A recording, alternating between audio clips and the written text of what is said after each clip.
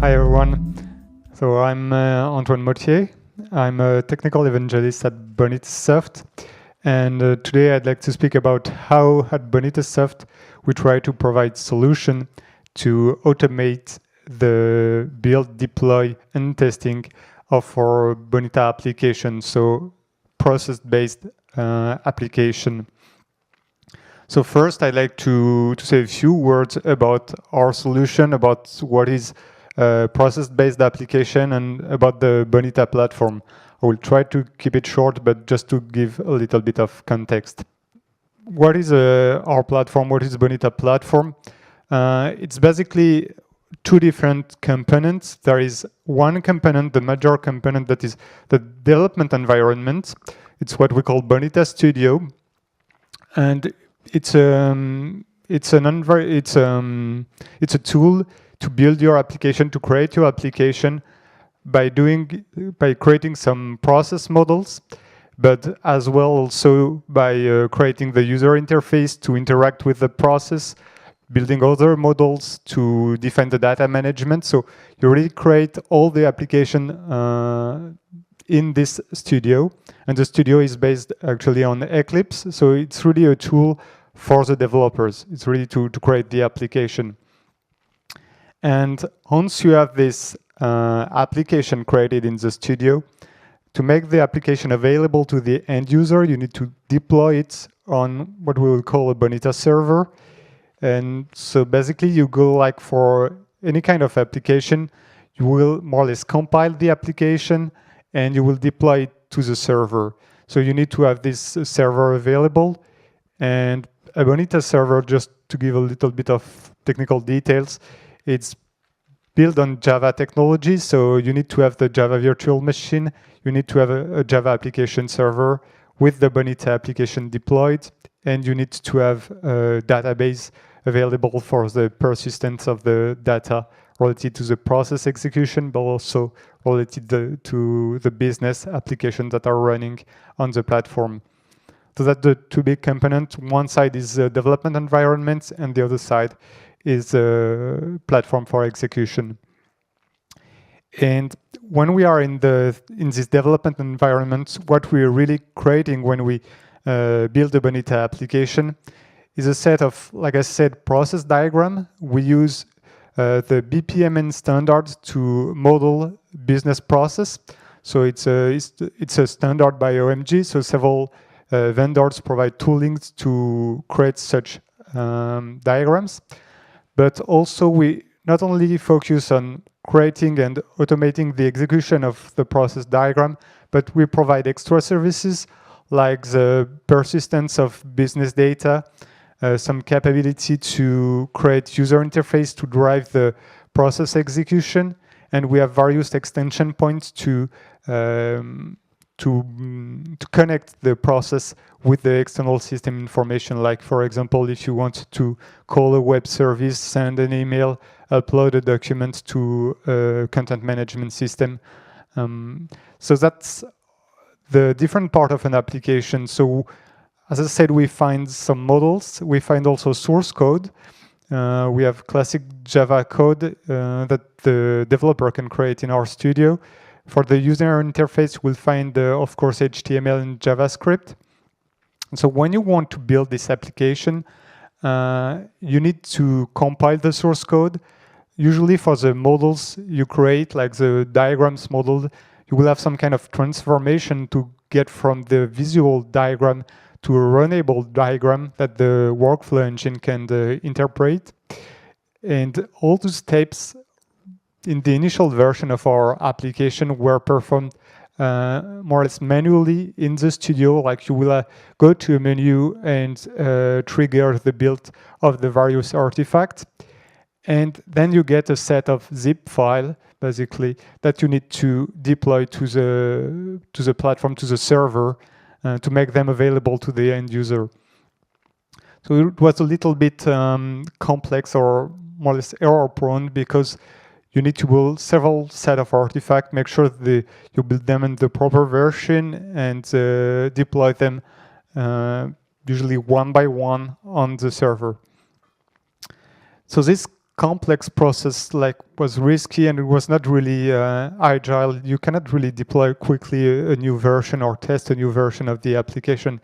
We face quite a few challenges on that, and so we come with this target of empowering our clients and let them easily build the application, test the application on a server. So we want to address two different things here. One part is making sure that the steps needed to build and deploy the application can be run faster and run again if you want to rebuild a version, like that you are sure about the path you take to build the application, and also make the provisioning of a new server a lot easier, because if you need to set up the operating system, the Java virtual machine database, and so on, it's not very, very complex, but there's always a little risk, like you don't set up the proper version of the JVM because of an operating system update or whatever. It's always a little bit risky on the stage. So, as I said, we have two different parts of the problem to address. One is this continuous integration part, or more accurately, what we call continuous delivery, and I will get back on that. That's the part of the solution we want for the developers. And the other part is the solution to do provisioning of the Bonita server, so more for system administrator. And the combination of two is, of course, what is kind of trendy right now is what everyone calls DevOps, is meaning that developers can go from their source, their development in the studio, to an integration test easily within the platform.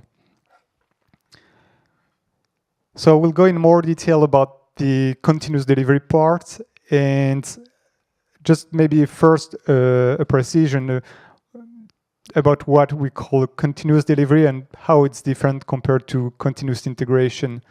So continuous integration is basically building your source or transforming the models we have in the studio and do some unit tests on them, and this let the developer really quickly test what he produced, but at a smaller scale. Like, it's not the whole application you test. So you know that your component will work. Like you might know that your user interface for one task in your process is fully functional, but you will not be sure that the whole process, the whole application will be fully functional and behave as expected by the end users.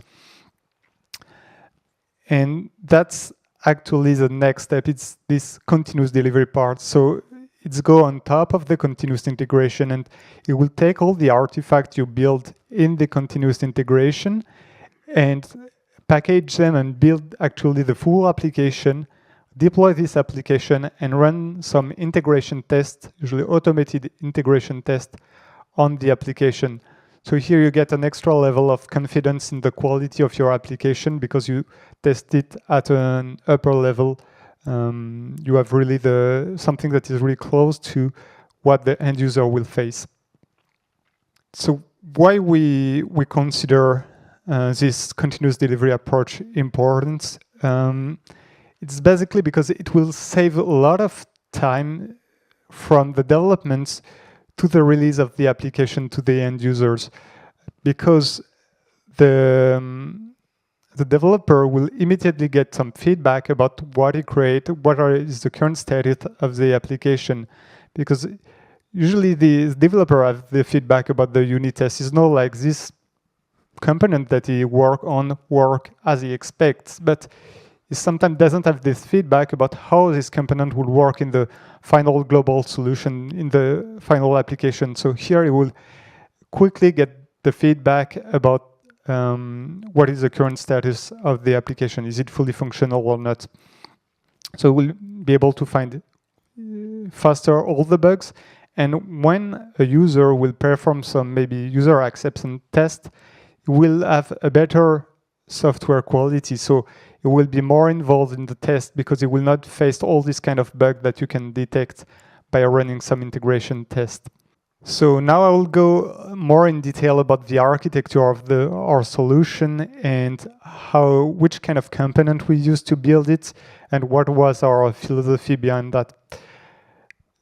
So as I said, you can see on this schema here, we have our development environment. So that's the Bonita Studio, and a component that is embedded in Bonita Studio that we call the UI designer is a tool to build the user interface. And so it's really a development environment, and we want to be friendly with developer, even if they don't code a lot anymore in our solution. There is still a lot of option to code, and there is still producing some source. Even if it's a diagram, it's some source for the application. So we want to provide them the tools they are used to, and so we integrate with Git, or we integrate also as well with the legacy Subversion to store the history of the source code. And then we need to plug in a continuous integration software. So in our case, we are using Jenkins, and we provide a pre-packaged Docker image of Jenkins because we want to keep it as simple as possible to our end user, because some of them might not be really familiar with continuous integration. And if it's required, if the learning curve is too hard, they might not add up this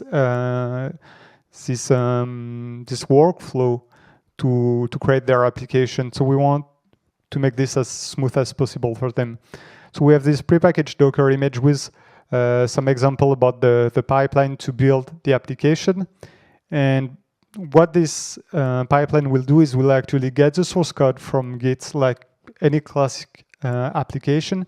It will build it, run the unit test, and then it will create a test environment. It will set up a test server and deploy the application to the test server automatically, and finally run the integration test on this platform. So I will get back in the second part on how it creates the test environment. But basically what is important here is that really we benefit from the continuous integration software, because there is no more manual operation in here. Everything happens on the developer computer, where it will create the application and where it will define the test. And we provide testing framework at the process execution level. So it's not only the single components, the single piece of the application that are tested, but really the whole application that is automatically tested here. Feedback about what we choose, the tool we select in our stack here, like why we choose to support Git and Subversion and maybe no other versioning control system. I think on VCS is kind of easy because there is not a lot of other tools that are such broadly used by any corporation. I mean, we never have customer asking for IBM solution for versioning system. I mean, a few of them might, but they still have Git or Subversion somewhere. It's really the most popular open source tool. And when you look at the solution to do continuous integration, every single of them support like Git. There is none of them that doesn't support Git. So it's really the de facto standard, and there is no question about which one to pick here. About Jenkins, why Jenkins? And this is, for me, can be surprising, but I think the most important factors that push for such choice is like it's what we know internally in the company. Our solution is Java based. Jenkins is quite popular among the Java application developer, and so we have people internally in the company that have knowledge about the tool.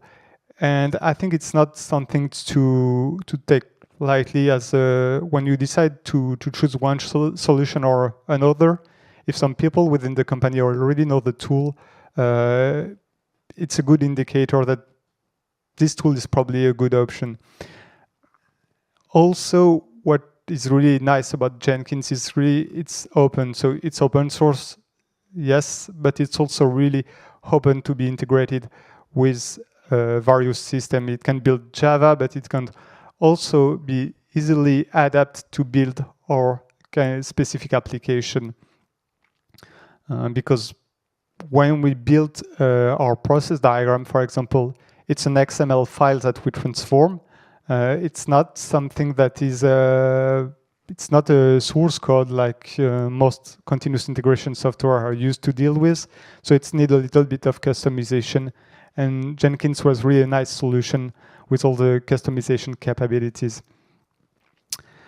Finally, the last point that I want to highlight here is like why we choose to, I mean, not what we choose, but why we have to make this kind of evolution on the product. Because our product, basically, on the first version, you need to go in the menu and manually did the build step one by one.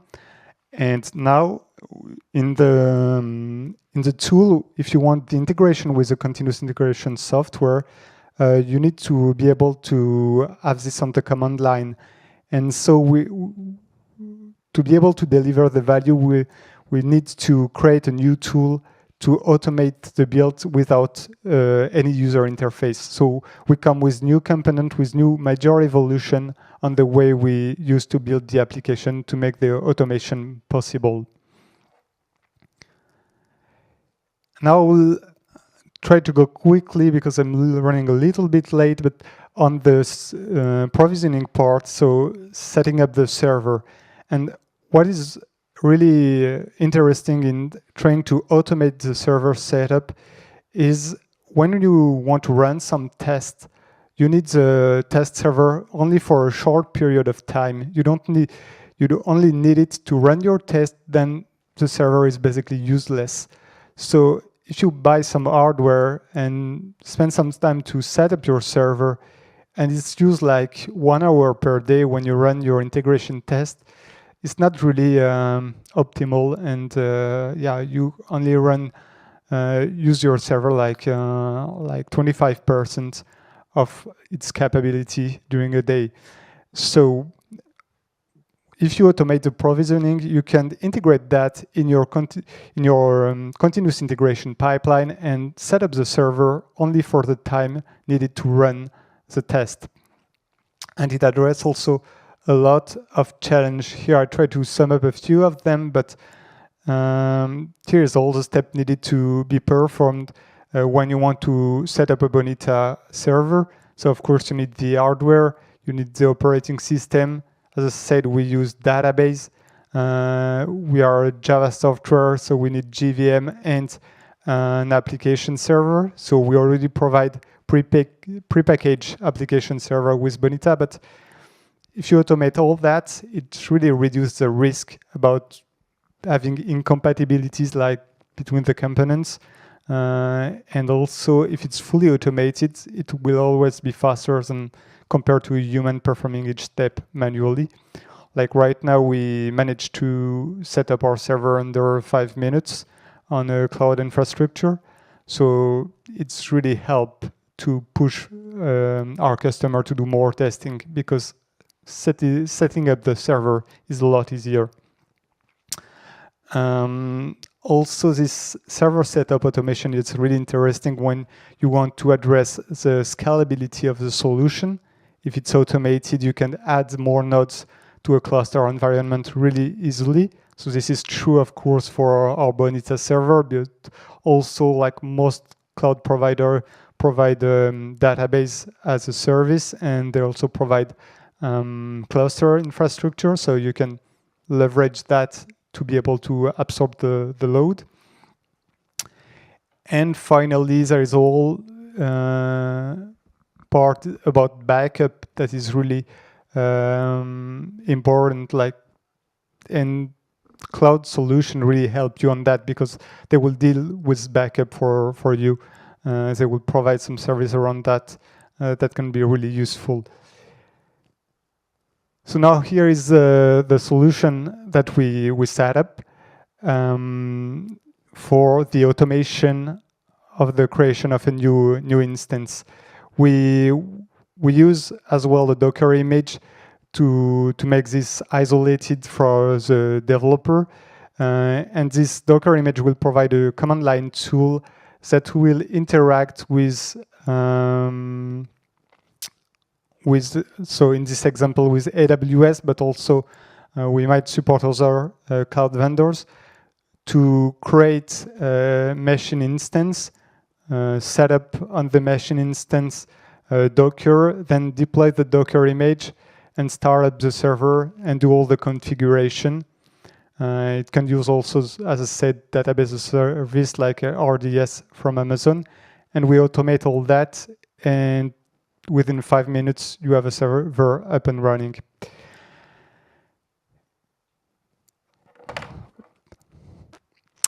So our benefit from, so here I mentioned AWS, but it's also true with any other vendor, and it's even true on your in-house infrastructure. The provisioning is faster. It will deal with the operating system setup. So you have an operating system that is up to date when you start.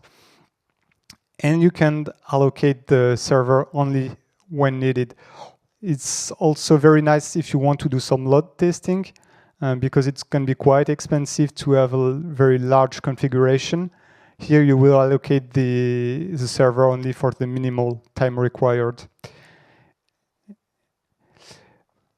RDS, I will not go into detail, but basically, yeah, you have the database as a service, so you don't deal anymore with backups, or a lot of administration tasks are handled by the service provider. And the Docker image is really what is important to us, because it's isolate us from the customer environment. So our support team really like Docker, because now they have this border. They know if it's within the Docker image, it's our fault. If it's outside, it's more on the customer side. Just the last word about the tool we use to automate the deployment. It's open source again. It's Ansible, and I think I will use the same argument as for Jenkins. It's because it's open. It's able to be integrated with a lot of different solutions, different cloud provider, and this openness is really something important to us, because our clients use different systems, and we don't want to log them within anything specific. It's why we follow standard, and it's why we really integrate on the open components. Thank you everyone for your attention, and I'm available after if you have any question. Thanks a lot.